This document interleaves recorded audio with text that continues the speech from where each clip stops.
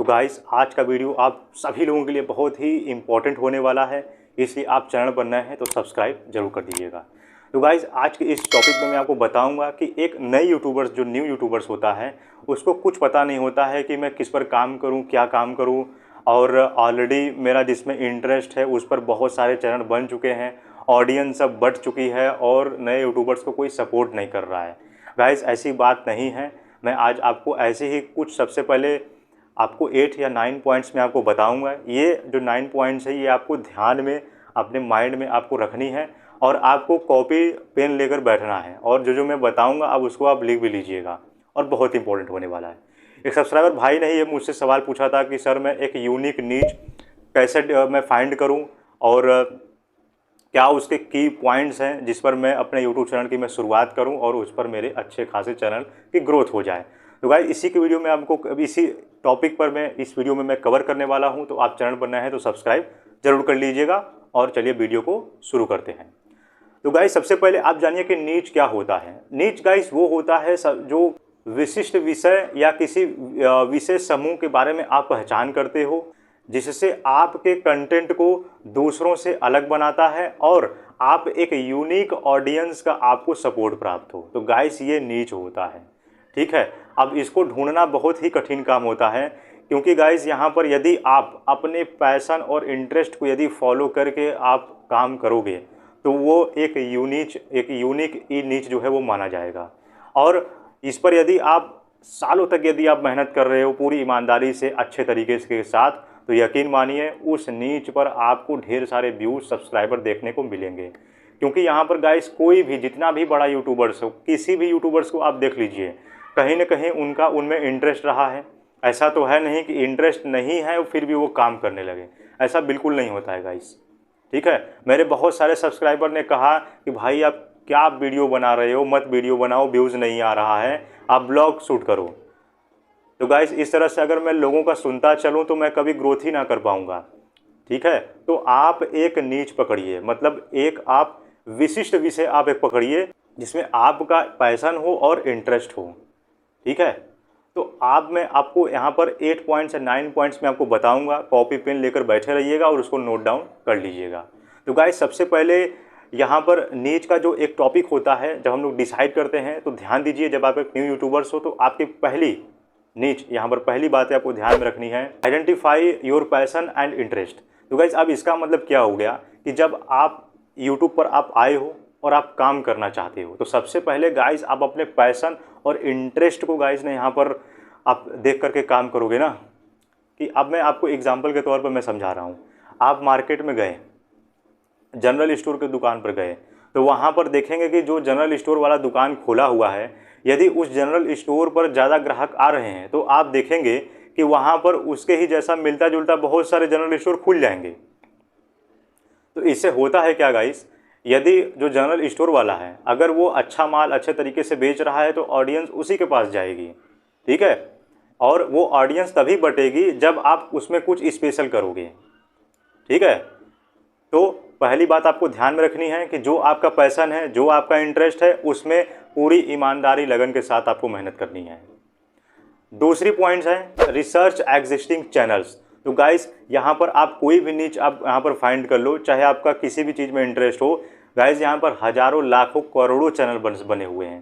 तो आपको जो भी आपका नीच है, जो भी आपका एक यूनिक नीच आपने डिसाइड कर लिया है तो उससे related top 5 top 10 YouTube channels को आप सब्सक्राइब करो और उनके जो उस टॉपिक पर वीडियो बना रहे हैं उनका आप रिसर्च करो, कैसे वो थंबनेल लगा रहे हैं, टाइटल कैसे लिख रहे हैं, डिस्क्रिप्शन कैसे लिख रहे हैं, टैग कैसे लगा रहे हैं, और मेन चीज़ कि उनका कम्युनिकेशन स्किल कैसा है, अपने ऑडियंस को कैसे वहाँ पर एक्सप्रेस कर रहे हैं, ये आपको सीखना है गाइस। यानी उनके चैनल्स को आपको रिसर्च करना है, अच्छे से फाइंड करना है, ठीक है।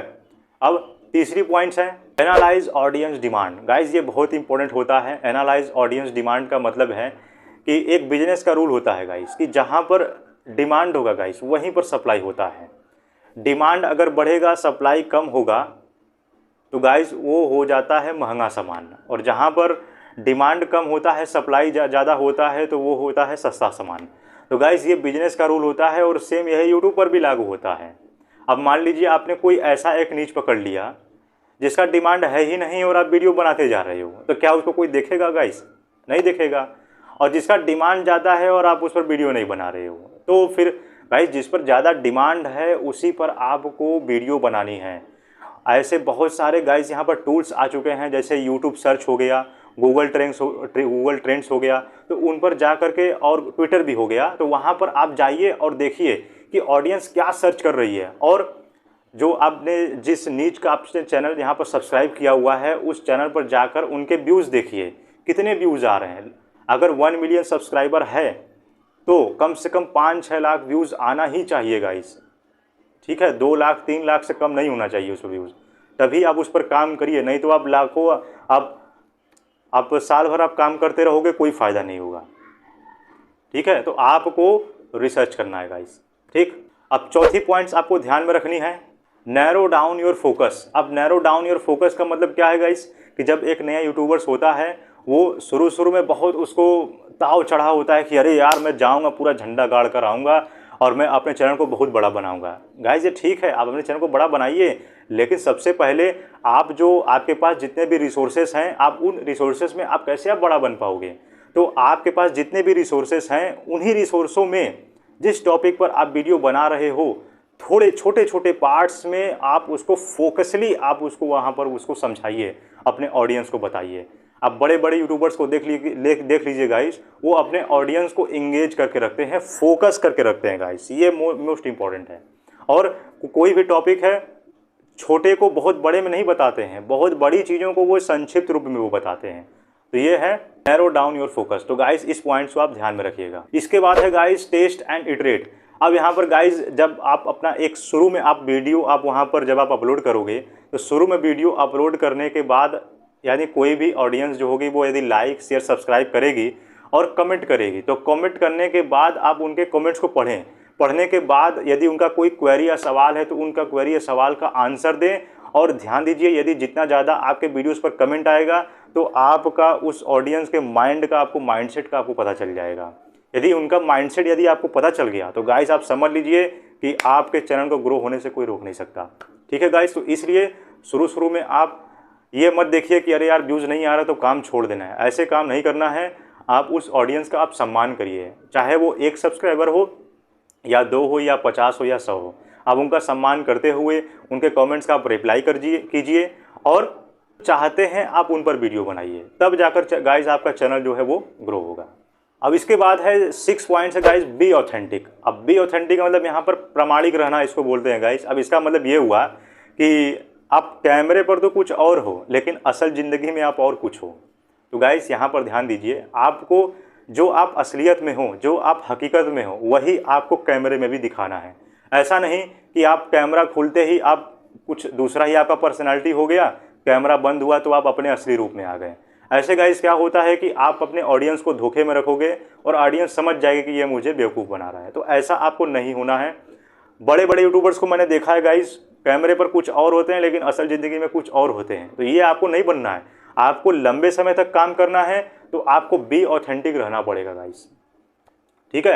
यानी जो भी आप एक्सप्रेस कर रहे हो अपने ऑडियंस को, वो भी आप पहले खुद आप अपनाइए। अब ये नहीं कि आपने खुद उसको प्रैक्टिकल किया नहीं और लोगों को बता रहे हो, ऐसा नहीं होता है गाइस। सबसे पहले आप खुद अपने ऊपर प्रैक्टिकल करिए, जब आप उसमें सक्सेस हो जाओ तब फिर आप ऑडियंस को बताइए। इसके बाद गाइस मोस्ट इंपॉर्टेंट पॉइंट्स है कंसिस्टेंसी एंड क्वालिटी। अब इसका मतलब क्या है गाइस कि जब आपने सब कुछ अच्छे से नीच आपने फाइंड कर ली और आप वीडियो बना रहे हो, तो गाइस यहाँ पर आपको वीडियो डेली बनाना है।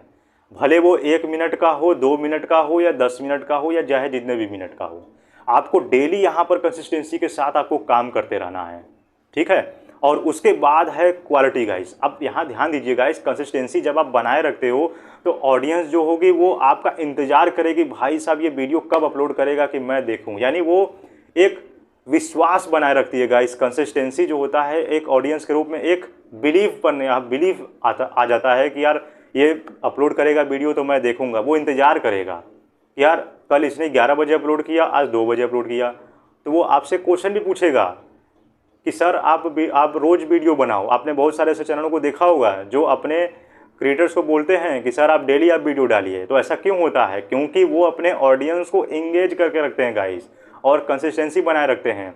ऐसा वो ब्लॉग चैनल में होता है। और इसके बाद है क्वालिटी, जो मैंने आपको इसी पॉइंट से बताया है। अब क्वालिटी का मतलब ये नहीं होता है गाइस कि आप 4K में वीडियो शूट करो और सिर्फ 100-200 व्यूज आवे। क्वालिटी ये नहीं होता है गाइस।